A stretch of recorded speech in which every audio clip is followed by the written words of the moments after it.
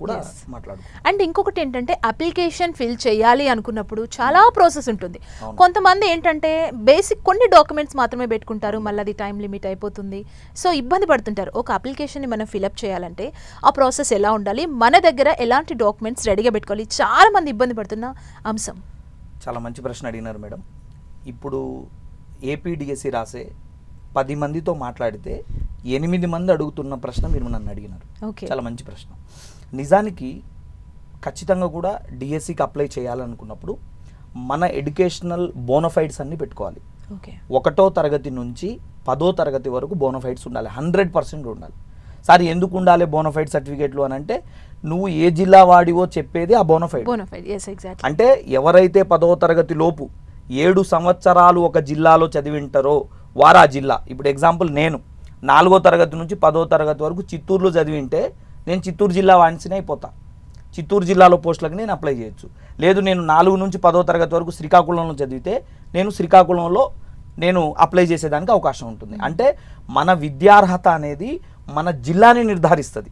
కాబట్టి బోనఫైడ్ సర్టిఫికేట్లు పెట్టుకోవాలి, నెంబర్ 1.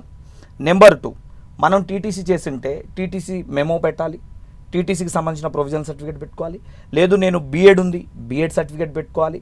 డిగ్రీ ఉంది, డిగ్రీ సర్టిఫికేట్ కూడా అప్లోడ్ చేయాలి. అడుగుతుంది ఒరిజినల్ సర్టిఫికేట్ని మనం అప్లోడ్ చేయాల్సి ఉంటుంది 100%. కాబట్టి ఇవన్నీ మనం పెట్టుకోవాలి. దీంతో పాటు క్యాస్ట్ సర్టిఫికేట్, ఎందుకంటే మనం ఇందాకే మాట్లాడుకున్నట్లుగా క్యాస్ట్ని బట్టే కదా ఏజ్ రిలాక్సేషన్ ఉంది. కాబట్టి క్యాస్ట్ సర్టిఫికేట్ ఉండాల్సిందే. ఇక చాలామంది అడుగుతున్న ప్రశ్న ఏంటంటే, మొన్న ఈ మధ్య కర్నూలు నుంచి ఒక మేడం ఫోన్ చేసింది. ఆ మేడం ఏంది, 4వ తరగతి వరకు చదివింది, 4 నుంచి 6కి డైరెక్ట్ జంప్ అయింది. అంటే తన ఏజ్ ఇప్పుడు మనం కూడా చిన్నప్పుడు ఏదో క్లాస్ జంప్ అయి ఉంటాం. సో 5 జంప్ అయింది, 6లోకి వెళ్ళింది. ఇప్పుడు నేను ఏం చేయాలి సార్ అని అడిగింది. నువ్వు ఏం చేయాలి, 5వ తరగతి ఏదైతే ఉంటుందో దాన్ని రెసిడెన్షియల్ సర్టిఫికేట్ అని ఒకటి ఉంటుంది. అంటే నేను ఇంటికాడనే ఉన్నా, నేను ఏం చేయలేదు ఆ 1 ఇయర్ అని, ఆ సర్టిఫికేట్ని గ్రామ సచివాలయాల దగ్గరకు వెళ్ళండి, సంబంధిత అధికారులను కలవండి, రెసిడెన్షియల్ సర్టిఫికేట్ని అప్లోడ్ చేయండి.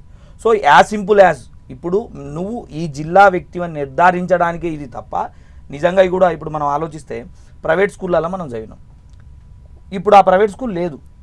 ఎగ్జాంపుల్, ఇది చాలా మంది ఉన్న ప్రశ్నే, ఆ ప్రైవేట్ స్కూల్ ఇప్పుడు ఉండదు అసలు. ఇప్పుడు వాడు యాడ తెచ్చుకోవాలి బోనఫైడ్ సర్టిఫికేట్ కదా. కాబట్టి ఇలాంటి వాటికి గుర్తుపెట్టుకోండి అమ్మా. ఏ డౌట్ మీకు విద్యార్హతలకు సంబంధించి, సర్టిఫికేట్లకు సంబంధించి, బోనఫైడ్ సంబంధించి డౌట్ ఉన్నా రిలవెంట్ ఎంఈఓ గారిని కలవండి. మండల్ ఎడ్యుకేషన్ ఆఫీసర్ గారిని కలిస్తే ఈ బోనఫైడ్ సర్టిఫికేట్లన్నీ ఎంఈఓ గారి ఆఫీస్లో దొరుకుతాయి. ప్రైవేట్ స్కూల్ వాడు పోయినా కూడా డేటా వీళ్ళ దగ్గర ఉంటుంది, వీళ్ళు యాజ్ టీజ్గా మీకు తెస్తారు. ఆ అప్లికేషన్ ఫామ్ని మీరు అక్కడ నుంచి తీసుకోవచ్చు, బోనఫైడ్ని తీసుకోవచ్చు. కాబట్టి ఎక్కడ కూడా మీరు టెన్షన్ పడకండి, గాబరా పడకండి. ఖచ్చితంగా మీ దగ్గర ఉన్న సర్టిఫికేట్లు అన్నీ దగ్గర పెట్టుకొని చేయండి, ఓకేనా. ఇది గుర్తుపెట్టుకోండి. చాలామంది నేను 4 సర్టిఫికేట్ లేదు, 5 లేదు, నా దగ్గర 6 నుంచే ఉన్నాయి, ఏం చేయమంటారు? మీ దగ్గర ఉన్న సర్టిఫికేట్లతోనే అప్లై చేయండి. కేవలం ఈ బోనఫైడ్లు అనేవి మీరు ఆ జిల్లా వాసి అని నిర్ధారించడానికి మాత్రమే తప్ప ఇంకొకటి కాదు, ఓకేనా. ఇది మీరు ఖచ్చితంగా గుర్తుపెట్టుకోండి. బోనఫైడ్ సర్టిఫికేట్లను రిలవెంట్ ఎంఈఓ గారి దగ్గరికి వెళ్ళి తీసుకోండి. రెసిడెన్షియల్ సర్టిఫికేట్ కావాలంటే సచివాలయానికి వెళ్తే దొరుకుతుంది, ఓకేనా. ఖచ్చితంగా ఈ సర్టిఫికేట్లన్నీ అప్లోడ్ చేయాలి. ఇవన్నీ కాస్త దగ్గర పెట్టుకోండి, అన్ని పేపర్ మీద రాసుకోండి, ఓకేనా. డైరెక్ట్ పోయి కంప్యూటర్ ముందు ఆ సైట్ ఓపెన్ చేసి అక్కడ గేమ్స్ ఆడొద్దు. నీట్గా ముందే ఇవన్నీ పేపర్ మీద రాసుకొని, నేనేమేం చదివా, ఎక్కడెక్కడ చదివా, అవన్నీ ఉన్నాయా లేదా కాగితం మీద రాసుకొని దీన్ని పట్టుకొని అప్లై చేసుకోవడం ద్వారా తప్పులు తగ్గే అవకాశం ఉంటుంది. తప్పులు ఎక్కువగా చేస్తే ఇబ్బంది కదా, తప్పులు తగ్గించుకునే అవకాశం ఈ విధంగా.